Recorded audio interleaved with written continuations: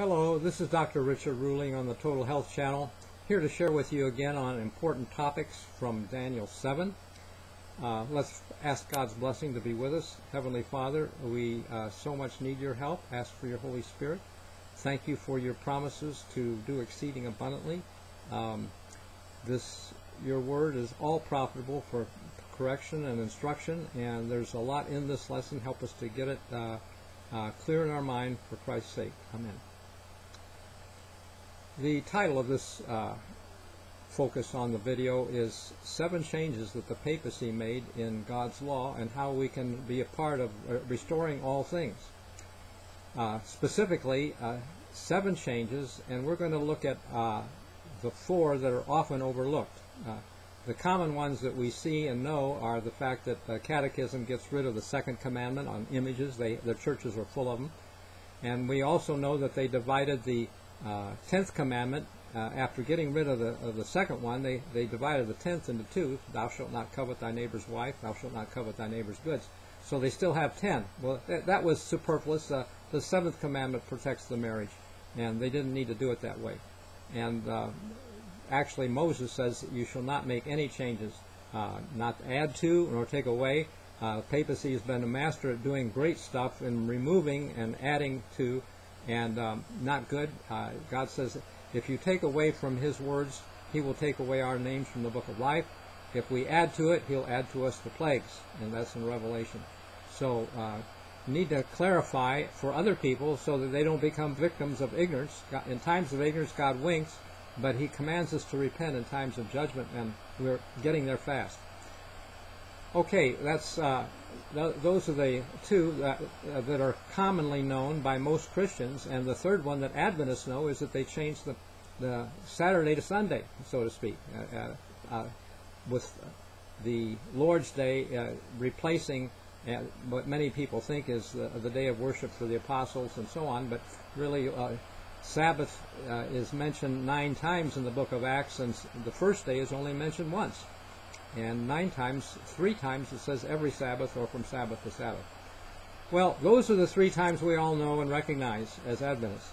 But 4 more we are overlooking. First of all, the 3rd commandment says, thou shalt not take the name of the Lord thy God in vain. And Adventists gloss over that. It wasn't until I went to a Papacy conference 33 years ago, even though I've been through all of our Bible classes in church school, academy, college, Loma Linda, never heard this discussion about the fact that God has a name, and Lord and God are not names. Those are titles. Ellen White says the Pope styles himself by the title Lord God the Pope. Okay, so Lord and God are titles, not names. And when Christ prayed, my Father in heaven, hallowed be thy name, how do we hallow it if we're ignorant about it? Okay, and the same is the fact that in Hosea 2:16 he says, call me no more Baali or Baal. Well, the translation of Baal is Lord. Okay, that's why, we don't worship a calf, but we call God by the same title that they did in Elijah's day. And there were in Elijah's day 7,000 that hadn't bowed the knee to Baal. They were silent witnesses. They didn't speak up. Well, there are about 7,000 times in the Bible you can look at Lord in all caps, and it means God has a name. The translators removed his name and replaced it by the word Lord in all caps. So wherever you see that, if we know the name, we should be replacing it. And we will be considering that under a different topic, different time, but I'm just telling you, heads up, this is one overlooked topic because the 144,000 are going to have the Father's name in the forehead. And that's ownership. The seal of God we claim the Sabbath as the seal of God. Well, a seal has name, office, and dominion. And like Donald Trump, name, President, office, and dominion, United States of America. But right now we have an empty seal because we don't have God's name. So it's important, but we'll deal with it later. Thank you for staying with us through this series, which will include his name. We're going to do Daniel 7, a week on Daniel, a week on Revelation and Matthew 24, and then a week on the wedding topics, which will include one of them is the name. Okay. All right. Now, 3 more things that we're overlooking. The overlooked topic is that the papacy has gotten rid of the law of God. It says think to change times and laws. Law, the word is translated from Torah, meaning 5 books. Okay, when it says to the law and to the testimony, Seventh-day Adventists think, well, 10 Commandments, spirit of prophecy. You know, like the testimony of Christ is the spirit of prophecy. Well, that's not what the words meant. Okay, the law was Torah, and the testimony was the Ark of the Testimony, the Teodah. So you have to look at the words from Scripture to know what they mean. Maybe in Greek, or in this case it's Hebrew, Old Testament. But basically, the Catholic Church and most Christians today, and even Adventists, have little regard for the law as seen in the Torah, the 5 books. Ellen White saw it straight when she said, Christ gave to Moses religious precepts which were to govern everyday life. These statutes were explicitly given to guard the 10 Commandments.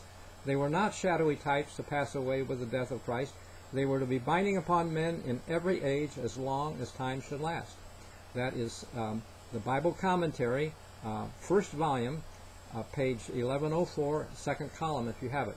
Or you can look it up on egwritings.org and type in 1 BC 1104. I think it's around the 7th paragraph on the page, second column. Well, the Bible says the law of the Lord is perfect, converting the soul. How does the law convert us? Well, in Exodus 21 or 22, it says if you steal a sheep, you should restore 4-fold. And if you steal an oxen, you should give 5 oxen in repayment. That would convert me. You know, if I was stealing something and had to repay it 4 or 5-fold, or if I, for example, saw a man being stoned to death for raping some woman, bad idea. You know, that would convert us. And today we let people go to prison, and the taxpayers pay their upkeep for food, the guards, health care, and all of that at the taxpayers' expense. Not good. The Bible, God had a better idea, you know, and His law, and it's His kingdom, and we can be under His kingdom if we like the principles. And that's just an introduction to now 2 principles. God has a name, there is a law, and now the thinking to change times. We've said the Sabbath is a time, but the papacy also boasts that they changed the annual Sabbaths, the Jewish festivals. They've replaced them with pagan holidays like All Saints' Day or Halloween, you know, which is really a satanic thing, if you understand it. Christ Mass. Mass is a celebration of the death of a person, and Christ Mass is celebrating His death. Well, we celebrate a risen Lord, and it's not about Christmas at the time of the winter solstice, which was pagan worship again, you know. And Easter eggs, fertility symbols, bunny rabbits, their system is designed to incorporate all the heathen and pagans into Christianity. And we want to get out of that, but the feast days that God had were to teach truths in the plan of redemption. Ellen White says in Christ's Object Lessons, page 34, that the whole Jewish economy is full of instruction for us. Its divine appointments were intended to teach the people that at the time appointed, one would come to whom that ceremony pointed. Somehow we don't get that from Ellen White. I think it's because the leaders have not focused on that. Maybe there was overt evidence in her time to get rid of or suppress her writings. At one point, she was disappointed that Uriah Smith's Daniel and Revelation was being promoted over her book, Great Controversy.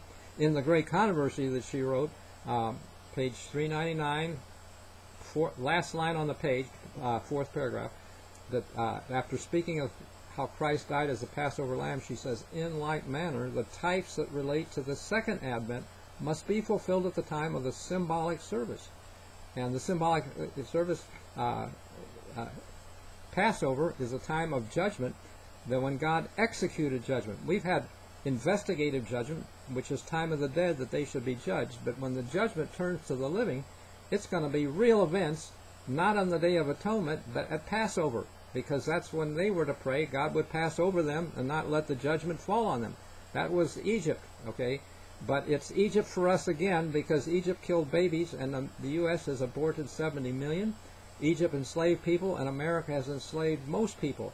in alcohol, tobacco, drugs, gambling, sex, greed, negative lifestyles, perversion, etc. So judgment is impending, and it will come at Passover. First, I think, for Jerusalem. That was the heads-up sign for the disciples. They thought, what about this temple? And Christ said, not one stone on another. That was the first sign of the end of the world. And it will be replayed because Zechariah 14 says all nations will be gathered, not just Rome, all nations for the day of the Lord. Day of the Lord is the end time period. And the wedding parable in Matthew 22 also suggests this. It says the remnant get their city burned. Well, maybe we're the remnant, and maybe our Loma Linda will get burned, because calamity is forecast from Ellen White's 9 testimony, page 92 to 95.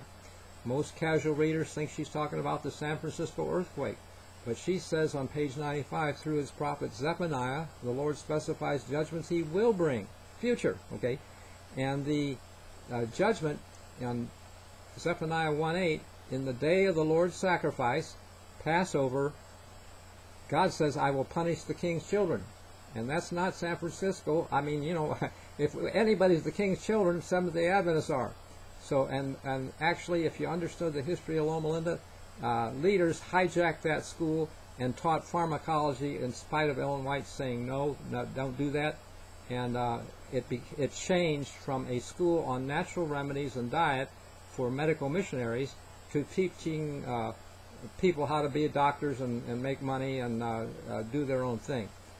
Sorry about that, but that's the history of Loma Linda in a sad state while we claim we're making man whole. Okay, that's it on a nutshell in terms of the annual feasts.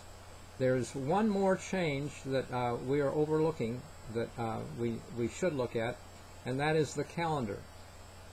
In Exodus 12:2, God was speaking to Moses, and he said, this is the beginning of the month, the first month of the year. Now, I don't think they were staring at a blank sky. I think they were looking at the thin crescent, the word Kodesh.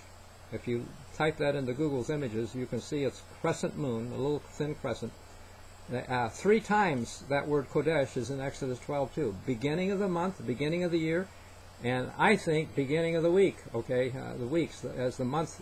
The weeks followed, and after a new moon day, you work 6 and rest the 7th on the which would be, you know, new moon day is in the position of a Sabbath, but I think it was a celebration once a month. When David was with his friend Jonathan, and they were worried about what Saul was going to do, they were going to David was not going to show up at the new moon dinner for Saul, and he was signaled that way. It was a couple-day deal. My point is that if you count from the new moon as day 1 like a Sabbath, 7 days later is a Sabbath on the 8th, 15th, 22nd, and 29th. And then the 30th may be a new moon day, which is the new month, and you start counting over again. But sometimes because we have a 29.5 day cycle to the month, that's how long it takes the moon to get around the earth, that we sometimes have 29 days and some days 30. Every alternate months, 29, 30, 29, 30. So that there's either a Sabbath and a new moon day, one following the other, or an extra day in between, like a little vacation. And maybe like David's time with Jonathan and the festivities. It was a time in the Bible when women brought their children to see the prophet or Christ. You know, when women brought their children to see Jesus, he says, let the little children come to me, and forbid them not. So things that maybe we don't understand from their culture, which fits the law, and the fact is that what I'm telling you fits like a square peg in a round hole to most of society today, where you work 5 days, Monday to Friday, and then you get Saturday off. Well, in Bible's time, it wasn't that way. It was different. And the new moon Sabbath, the lunar Sabbath, rotates through the weeks because it comes on the 8th, 15th, and 22nd of each month from the new moon. And the new moon, right now, the month does not have any relationship to the new moon. The new moon in February, which is when we're talking right now, came around the 6th or 7th, and watch. In another week from now, we'll give you a clue to watch for it, but it has nothing to do with the start of March. So Bible times, all things will be restored. Ellen White says in Prophets and Kings, page 6, 7, 8, in the time of the end, every divine institution will be restored. And one of the things, though, that some of these little offshoot groups are studying suggests that the day is the 12-hour day when we can work because the night doesn't count. Well, go back to Genesis 1, and it was the evening and the morning made the first day. The evening and the morning made the second day. The evening and morning made the third day. It's a combination that makes the day, and we should honor the Sabbath from evening before to sunset on the following day, and not as some people are just talking about it on Saturday. So that's the broad picture, and hope you think about it, study it, like it, and share it with your friends. I have a book that is available on the internet now for only 99 cents. It's 9/11. It shows how Christ's clues of 9/11 fit Numbers 9/11.